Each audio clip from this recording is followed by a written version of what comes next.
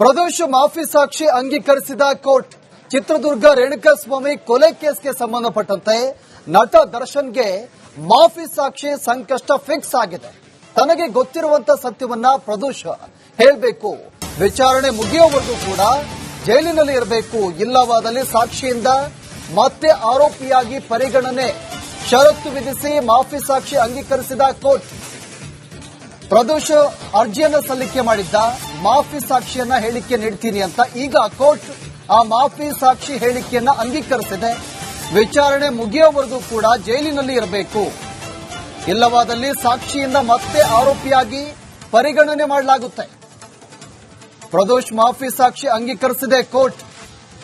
ಆರೋಪಿ ದರ್ಶನ್ಗೆ ಈಗ ಮಾಫಿ ಸಾಕ್ಷಿ ಮುಳ್ಳಾಗಿದೆ, ಸಂಕಷ್ಟ ಫಿಕ್ಸ್ ಆಗಿದೆ. ನಟ ದರ್ಶನ್ ಆಕ್ಷೇಪಣೆ ಅರ್ಜಿಯನ್ನು ಕೂಡ ಸಲ್ಲಿಸಿದ್ರು, ಅದು ವಜಾ ಆಗಿತ್ತು. ಈಗ ಏನು ಪ್ರದೋಷ್ ಮಾಫಿ ಸಾಕ್ಷಿಯನ್ನ ಹೇಳಿಕೆಯನ್ನ ನೀಡ್ತೀನಿ ಅಂತ ಅರ್ಜಿಯನ್ನು ಸಲ್ಲಿಕೆ ಮಾಡಿದ್ದ, ಆ ಅರ್ಜಿ ಇದೀಗ ಅಂಗೀಕಾರವಾಗಿದೆ. ದರ್ಶನ್ಗೆ ಸಂಕಷ್ಟ ಬಹುತೇಕ ಫಿಕ್ಸ್ ಅಂತ ಹೇಳಲಾಗ್ತಾ ಇದೆ. ಪ್ರದೋಷ್ ಮಾಫಿ ಸಾಕ್ಷಿ ಈಗ ಕೋರ್ಟ್ ಅಂಗೀಕರಿಸಿದೆ. ರೇಣುಕಾಸ್ವಾಮಿ ಕೊಲೆ ಕೇಸ್ಗೆ ಸಂಬಂಧಪಟ್ಟಂತೆ ಪ್ರದೋಷ್ ಮಾಫಿ ಸಾಕ್ಷಿ ನುಡಿತೀನಿ ಅಂತ ಅರ್ಜಿಯನ್ನ ಸಲ್ಲಿಕೆ ಮಾಡಿದ್ದ, ಆ ಅರ್ಜಿಯನ್ನ ಇದೀಗ ಕೋರ್ಟ್ ಅಂಗೀಕರಿಸಿದೆ. ಈ ಪ್ರದೋಷ್ ಆರೋಪಿ ಇದಾನಲ್ಲ, ಆತ ಜೈಲಿನಲ್ಲೇ ಇರಬೇಕು ವಿಚಾರಣೆ ಮುಗಿಯುವವರೆಗೂ, ಇಲ್ಲವಾದಲ್ಲಿ ಸಾಕ್ಷಿಯಿಂದ ಮತ್ತೆ ಆರೋಪಿಯಾಗಿ ಪರಿಗಣನೆ ಮಾಡಲಾಗುತ್ತೆ ಅಂತ ಕೋರ್ಟ್ ಸೂಚನೆ ಕೊಟ್ಟಿದೆ. ಆರೋಪಿ ದರ್ಶನ್ಗೆ ಬಹುದೊಡ್ಡ ಸಂಕಷ್ಟ ಇದು. ದರ್ಶನ್ ಪರ ವಕೀಲರು ಕೂಡ ಈ ಪ್ರದೋಷ್ ಮಾಫಿ ಸಾಕ್ಷಿಯನ್ನ ಹೇಳಿಕೆಯನ್ನ ನೀಡಬಾರದು ಅಂತ ಆಕ್ಷೇಪಣೆಗೆ ಅರ್ಜಿ ಸಲ್ಲಿಕೆ ಮಾಡಲಿಕ್ಕೆ ಮುಂದಾಗಿದ್ರು, ಸಲ್ಲಿಕೆ ಕೂಡ ಮಾಡಿದ್ರು. ಅದನ್ನ ಕೋರ್ಟ್ ತಿರಸ್ಕಾರ ಮಾಡಿತ್ತು.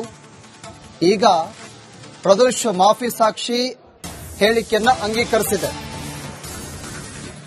ಇದೇ ವಿಚಾರಕ್ಕೆ ಸಂಬಂಧಪಟ್ಟಂತೆ ಹೆಚ್ಚಿನ ಡೀಟೇಲ್ಸ್ ಅನ್ನು ನೀಡ್ತಾರೆ ನಮ್ಮ ಪ್ರತಿನಿಧಿ ಅಭಿಷೇಕ್, ನಮ್ಮ ಜೊತೆ ನೇರ ಸಂಪರ್ಕದಲ್ಲಿದ್ದಾರೆ. ಅಭಿಷೇಕ್, ಇದೀಗ ಮಾಫಿ ಸಾಕ್ಷಿಗೆ ಪ್ರದೋಷ್ ಅರ್ಜಿ ಸಲ್ಲಿಕೆ ಮಾಡಿದ್ದ, ಇದೀಗ ಅಂಗೀಕಾರವಾಗಿದೆ. ದರ್ಶನ್ಗೆ ನಿಜವಾಗ್ಲೂ ಬಿಗ್ ಶಾಕ್ ಇದು. ಸದ್ಯಕ್ಕೆ ಮಾಹಿತಿ ಸಿಗ್ತಾ ಇದೆ.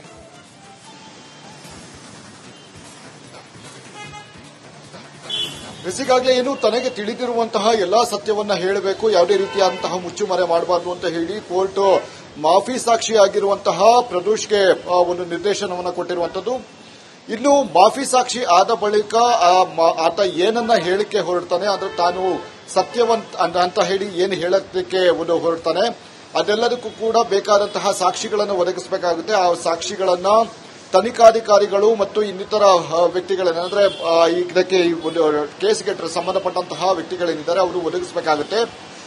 ಒಂದು ಕ್ಷಣ ಆತ ಮಾಫಿ ಸಾಕ್ಷಿ ಅಂತ ಹೇಳಿದ ತಕ್ಷಣ ಅದನ್ನ ಪ್ರೂವ್ ಮಾಡಬೇಕಾಗುತ್ತೆ. ಪ್ರೂವ್ ಮಾಡಿದ ಬಳಿಕವಷ್ಟೇ ದರ್ಶನ್ಗೆ ಸಂಕಷ್ಟ ಎದುರಾಗುವಂತಹ ಸಾಧ್ಯತೆಗಳು ಇದೆ ಅಂತಾನೆ ಹೇಳ್ಬೋದು. ಅಂದ್ರೆ ಆ ಪ್ರೂವ್ ಆಗಬೇಕಾಗುತ್ತೆ. ಈಗ ಸದ್ಯದ ಮಟ್ಟಿಗೆ ಮಾಫಿ ಸಾಕ್ಷಿ ಅಂತ ಹೇಳಿದ ತಕ್ಷಣ ಆತನ ಬಳಿ ಇರುವಂತಹ ಸತ್ಯಗಳೇನಿದೆ, ಆತನಿಗೆ ಗೊತ್ತಿರುವಂತಹ ಒಂದು ಸತ್ಯ ಏನಿದೆ, ಅದೆಲ್ಲವೂ ಕೂಡ ಆತ ನ್ಯಾಯಾಲಯದ ಮುಂದೆ ಹೇಳಿಕೆಯನ್ನು ಕೊಡಬೇಕಾಗುತ್ತೆ. ಮತ್ತೆ ಅದಕ್ಕೆ ಬೇಕಾದಂತಹ ಸಾಕ್ಷಿಗಳು ಮತ್ತೆ ಸಮಯ ಏನಿದೆ ಅದೆಲ್ಲವೂ ಕೂಡ ಕೊಡಬೇಕಾಗುತ್ತೆ. ಈಗಾಗಲೇ ಬೇರೆ ಏನು ಆರೋಪಿಗಳು ಕೊಟ್ಟಿರುವಂತಹ ಹೇಳಿಕೆಗಳು ಮತ್ತು ಅವರ ಸಮಯಗಳು ಏನಿದೆ ಅದೆಲ್ಲದಕ್ಕೂ ಕೂಡ ಮ್ಯಾಚ್ ಆಗಬೇಕಾಗುತ್ತೆ. ಈತ ಏನು ಹೇಳಿಕೆಯನ್ನು ಕೊಡ್ತಾನೆ ಅದೆಲ್ಲವೂ ಕೂಡ ಮ್ಯಾಚ್ ಆಗಬೇಕಾಗುತ್ತೆ. ಹೀಗಾಗಿ ಸದ್ಯ ಈ ಒಂದು ಮಾಫಿ ಸಾಕ್ಷಿಯ ಪ್ರೋಸೆಸ್ ಏನಿದೆ ಒಂದು ಕಡೆ ನಡೀತಾ ಇದ್ರೆ, ಇನ್ನು ಉಳಿದಂತೆ ರೇಣುಕಾಸ್ವಾಮಿಯ ಟ್ರಯಲ್ ಪ್ರಕ್ರಿಯೆ ಏನಿದೆ ಅದು ಮತ್ತೊಂದು ಕಡೆ ನಡೆಯುತ್ತೆ.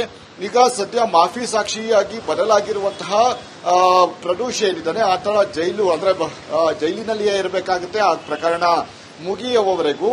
ಯಾಕಂದ್ರೆ ಇಲ್ಲಿಯವರೆಗೆ ಹಂತ ಹಂತವಾಗಿ ಈ ಒಂದು ಟ್ರಯಲ್ ನಡೆಯುವಂತಹ ಸಂದರ್ಭದಲ್ಲಿ ಈ ಮಾಫಿ ಸಾಕ್ಷಿಯ ಹೇಳಿಕೆಗಳು ಕೂಡ ಅದಕ್ಕೆ ಅನ್ವಯ ಆಗುತ್ತೆ. ಅಂದ್ರೆ ಮತ್ತೊಬ್ಬ ಆರೋಪಿಯನ್ನ ವಿಚಾರಣೆ ನಡೆಸಿದಂತಹ ಸಂದರ್ಭದಲ್ಲಿ ಮತ್ತು ಸಾಕ್ಷಿಗಳನ್ನು ವಿಚಾರಣೆ ನಡೆಸಿದಂತಹ ಸಂದರ್ಭದಲ್ಲಿ ಮಾಫಿ ಸಾಕ್ಷಿಯಾಗಿ ಬದಲಾಗಿರುವಂತಹ ಪ್ರದೋಷ್ನ ಹೇಳಿಕೆಗಳನ್ನ ಅವರ ಮುಂದೆ ಇಟ್ಟು ಇದು ಸತ್ಯನ ಸುಳ್ಳ ಅನ್ನುವಂತಹ ನಿಟ್ಟಿನಲ್ಲಿ, ಅಂದ್ರೆ ಅವರಿಗೆ ಆ ಸಾಂದರ್ಭಿಕವಾಗಿ ಮ್ಯಾಚ್ ಆಗುತ್ತಾ ಅನ್ನುವಂತಹ ನಿಟ್ಟಿನಲ್ಲಿ ಕೂಡ ಅದೆಲ್ಲವನ್ನು ಕೂಡ ನೋಡಬೇಕಾಗುತ್ತೆ. ಹೀಗಾಗಿ ಸದ್ಯ ಈ ಒಂದು ಮಾಫಿ ಸಾಕ್ಷಿಯಾಗಿ ಬದಲಾಗಿರುವಂತಹ ಪ್ರದೋಷ್ ಈಗ ಪೊಲೀಸ್ ನ್ಯಾಯಾಲಯದ ಮುಂದೆ 164 ಸ್ಟೇಟ್ಮೆಂಟ್ ನ ರೀತಿಯಲ್ಲಿ ಆತ ಹೇಳಿಕೆಯನ್ನು ಕೊಡಬೇಕಾಗುತ್ತೆ ಮತ್ತು ವಿಡಿಯೋ ಕಾನ್ಫರೆನ್ಸ್ ಮುಖಾಂತರ ಆತ ಅದನ್ನ ಹೇಳಬೇಕು ಮತ್ತು ಅದೆಲ್ಲವೂ ಕೂಡ ರೆಕಾರ್ಡ್ ಆಗುತ್ತೆ. ಅಂದ್ರೆ ಈ ರೀತಿಯಾಗಿ ಒಂದು ಸ್ಟೇಟ್ಮೆಂಟ್ ಅಂತ ಹೇಳಿ ನಂತರ ಮುಂದಿನ ಹಂತದಲ್ಲಿ ಈಗ ವಿನಯ್ ಏನಿದ್ದಾನೆ ಆತನು ಕೂಡ ಮಾಫಿ ಸಾಕ್ಷಿಯಾಗಿ ಅರ್ಜಿ ಸಲ್ಲಿಕೆ ಮಾಡಿರುವಂತಹ ಕಾರಣದಿಂದಾಗಿ ಆ ಒಂದು ಅರ್ಜಿಯ ವಿಚಾರಣೆ ಕೂಡ ಮುಂದಿನ ಹಂತದಲ್ಲಿ ಬರಲಿದೆ ಅಂತಾನೆ ಹೇಳಬಹುದಾಗಿದೆ. ಈಗ ಸದ್ಯ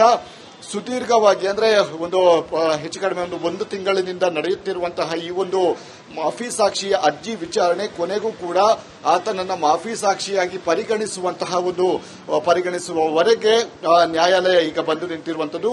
ಆದರೆ ಮಾಫಿ ಸಾಕ್ಷಿಯ ಹೇಳಿಕೆಗಳನ್ನು ಪಡೆದುಕೊಳ್ಳುವಂತಹ ಸಮಯ ಇನ್ನೂ ಕೂಡ ನಿಗದಿಯಾಗಿಲ್ಲ. ಅದರ ಮುಂದಿನ ಹಂತದಲ್ಲಿ ಕೋರ್ಟ್ ಇಂತಹ ಒಂದು ಸಮಯದಲ್ಲಿ ನಿಗದಿಪಡಿಸಿ ಆತನಿಂದ ಹೇಳಿಕೆಗಳನ್ನು ಪಡೆದುಕೊಳ್ಳುವಂತಹ ಕೆಲಸಗಳನ್ನ ಮುಂದಿನ ಹಂತದಲ್ಲಿ ಮಾಡಲಿದೆ. ಪ್ರವೀಣ್, ಅಭಿಷೇಕ್, ಈಗ ಒಂದು ಈ ಪ್ರದೋಷ್ ಏನಾದ್ರೂ ಈ ಮಾಫಿ ಸಾಕ್ಷಿಯನ್ನ ಹೇಳಿಕೆ ನೀಡಿದ್ರೆ ದರ್ಶನ್ ಮೇಲೆ ಇದು ಯಾವ ರೀತಿಯಾಗಿ ಪರಿಣಾಮ ಬೀರಬಹುದು ಅಂತ ಮುಂದಿನ ದಿನಮಾನಗಳಲ್ಲಿ?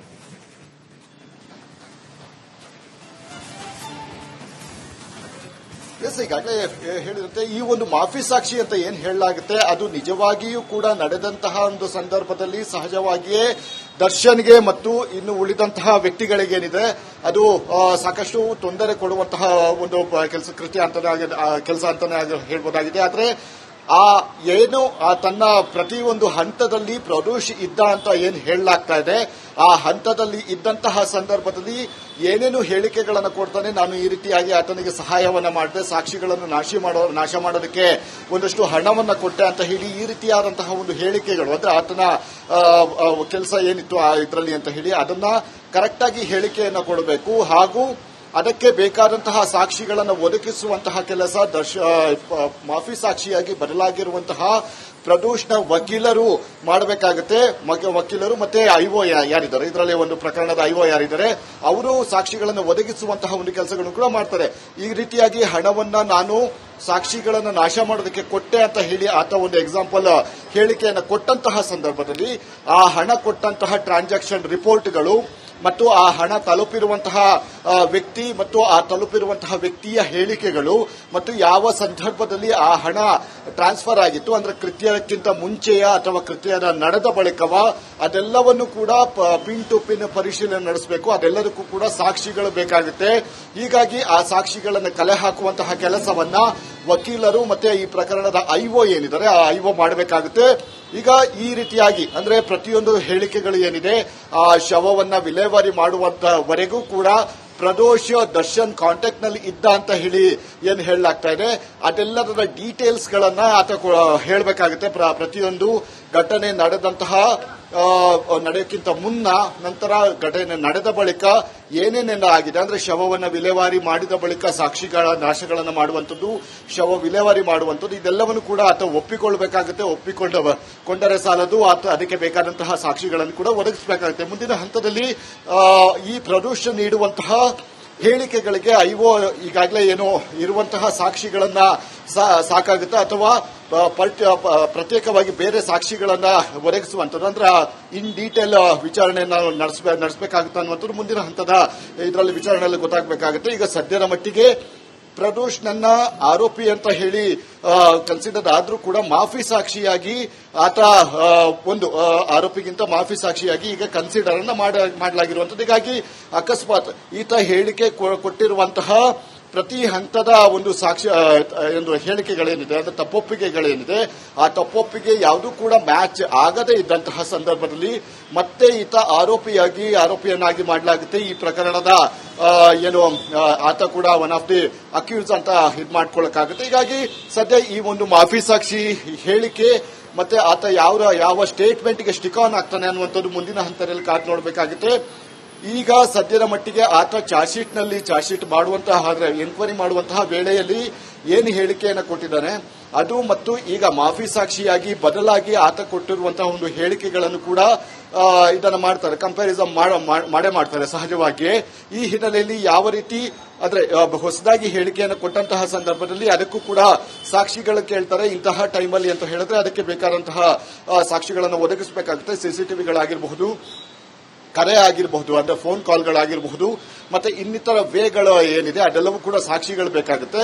ಈ ಹಿನ್ನೆಲೆಯಲ್ಲಿ ಮುಂದಿನ ಹಂತದ ಈ ಒಂದು ಪ್ರಕ್ರಿಯೆ ಏನಿದೆ ಸಾಕಷ್ಟು ಮುಂದುವರಿಯುವಂತಹ ಒಂದು ಸಾಧ್ಯತೆಗಳು ಕೂಡ ಇದೆ, ಅಂದ್ರೆ ಸುದೀರ್ಘವಾಗಿ ಮುಂದುವರಿಯುವಂತಹ ಒಂದು ಸಾಧ್ಯತೆಗಳು ಕೂಡ ಇದೆ. ಈಗ ಇನ್ನು ಈ 10 ಎವಿಡೆನ್ಸ್ಗಳಂತ ಏನು ಹೇಳಲಾಗುತ್ತೆ, 200ಕ್ಕೂ ಹೆಚ್ಚು ಎವಿಡೆನ್ಸ್ಗಳೇನೆ ಏನು ಹೇಳಲಾಗುತ್ತೆ. ಆ ಪ್ರತಿಯೊಂದು ಎವಿಡೆನ್ಸ್ಗೂ ಕೂಡ ಈ ಮಾಫಿ ಸಾಕ್ಷಿಯ ಹೇಳಿಕೆಗಳನ್ನ ಅವರ ಮುಂದೆ ಇಟ್ಟು, ಅಂದ್ರೆ ಸಾಕ್ಷಿಗಳ ಮುಂದೆ ಇಟ್ಟು ಈ ರೀತಿಯಾದಂತಹ ಒಂದು ಕೃತ್ಯ ನಡೆದಿತ್ತು, ಇದರ ಬಗ್ಗೆ ನಿಮಗೆ ಗಮನವಿದೆಯಾ ಮತ್ತು ನಿಮಗೆ ಈ ರೀತಿಯಾದಂತಹ ಒಂದು ರಿಲೇಟೆಡ್ ಆಗಿರುವಂತಹ ಏನಾದರೂ ಇನ್ಸಿಡೆಂಟ್ಗಳು ನಡೆದಿದೆಯಾ ಅನ್ನುವಂತಹ ನಿಟ್ಟಿನಲ್ಲಿ ಸಾಕ್ಷಿಗಳನ್ನು ಕೂಡ ವಿಚಾರಣೆ ನಡೆಸುವಂತದ್ದು. ಅದೇ ರೀತಿಯಾಗಿ ಆರೋಪಿಗಳನ್ನು ಕೂಡ ಕರೆಸಿ ಈ ರೀತಿಯಾಗಿ ಹೇಳಿಕೆಯನ್ನು ಕೊಟ್ಟರೆ ನಿಮ್ಮ ಮೇಲೆ ಒಂದು ಆರೋಪವನ್ನು ಮಾಡ್ತಾನೆ. ಅಂದ್ರೆ ಎಕ್ಸಾಂಪಲ್ ದರ್ಶನ್ ಆಗಿರಬಹುದು, ಬೇರೆ ಲಕ್ಷ್ಮಣ್ ಆಗಿರಬಹುದು, ಅವರನ್ನು ಕೂಡ ಈ ಮಾಫಿ ಸಾಕ್ಷಿಯ ಹೇಳಿಕೆಗಳನ್ನು ಮುಂದಿಟ್ಟು ವಿಚಾರಣೆ ನಡೆಸುವಂತಹ ಸಾಧ್ಯತೆ ಇದೆ ಮುಂದಿನ ಹಂತದಲ್ಲಿ. ಥ್ಯಾಂಕ್ ಯು ಅಭಿಷೇಕ್ ತಮ್ಮೆಲ್ಲ ಮಾಹಿತಿ.